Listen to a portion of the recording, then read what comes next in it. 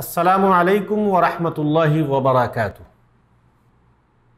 نماز کے ارکان کا جاننا ہر مسلمان کے لیے ضروری ہے۔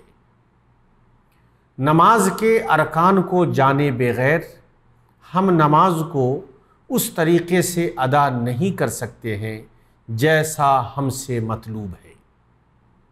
نماز کے ارکان میں سے کوئی رکن اگر ہم سے سہواً یا عمدن بھی چھوٹ جائے تو ہماری نماز نہیں ہوگی۔ اس لیے نماز کے ارکان کو جاننا ہر مسلمان کے لیے نہایت ضروری ہے۔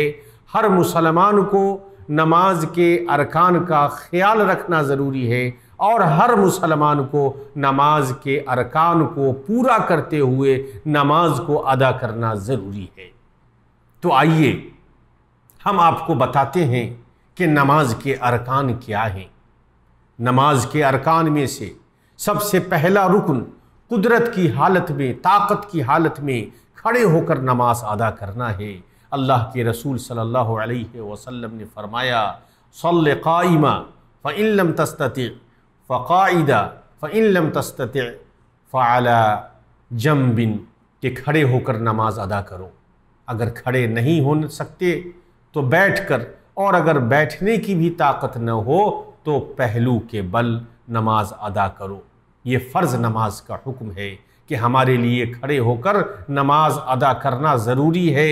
طاقت کی حالت میں اگر ہم نے بغیر کھڑے ہوئے فرض نماز ادا کی تو ہماری نماز درست نہیں ہوگی، اور اگر بیٹھنے کی طاقت ہے، کھڑے ہونے کی طاقت نہیں ہے، تو اللہ کے رسول صلی اللہ علیہ وسلم کی اس حدیث کے مطابق مجبوری کی حالت میں بیٹھ کر کے اگر ہم نے نماز ادا کی تو ہماری نماز درست ہوگی۔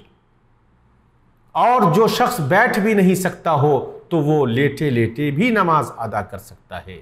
بحیثیت مجبوری اس کے لیے اس صورت میں بھی نماز ادا کرنا درست ہوگا، لیکن استطاعت اور طاقت اور قوت کی حالت میں کھڑے ہو کر ہی نماز ادا کرنا ہر مسلمان سے مطلوب ہے۔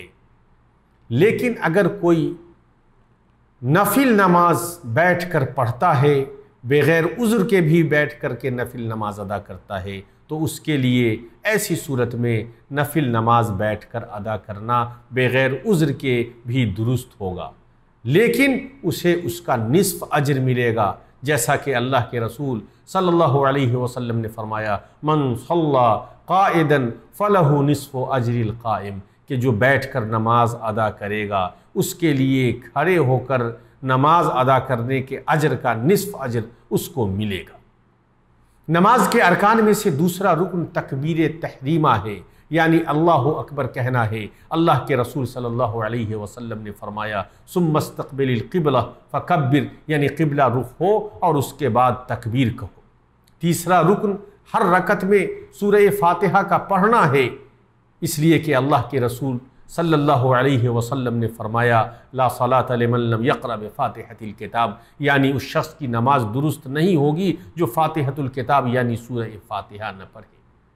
چوتھا رکن رکوع ہے، اور پانچواں رکن رکوع سے اٹھنا ہے، اور چھٹا رکن اعتدال کے ساتھ کھڑا ہونا، جیسا کہ رکوع کی حالت سے قبل تھا ویسے ہی رکوع سے اٹھنے کے بعد اعتدال کے ساتھ پوری طریقے سے کھڑا ہو جائے۔ اور ساتواں رکن 7 اعضاء پر سجدہ کرنا ہے، اور وہ 7 اعضاء پیشانی، ناک، دونوں ہاتھ، دونوں گھٹنے اور دونوں قدم کے کنارے۔ اور 8واں رکن سجدے سے اٹھنا ہے، اور 9واں رکن دونوں سجدوں کے مابین بیٹھنا ہے، اور 10واں اور 11واں رکن آخری تشہد اور اس میں بیٹھنا اور اس میں وارد دعا التحیات للہ والصلوات والطیبات وغیرہ پڑھنا ہے۔ 12واں رکن سلام پھیرنا ہے، اور 13واں رکن طمانینت ہے، اور وہ ہر فعلی رکن کے ادا کرنے میں اطمینان اور سکینت اختیار کرنا ہے، گرچہ کم ہی کیوں نہ ہو۔ اور 14واں رکن ارکان کے مابین ترتیب ہے۔ میرے دینی بھائیوں، یہ نماز کے ارکان ہیں، نماز میں ہمیں ان ارکان کا بھرپور خیال رکھنا چاہیے۔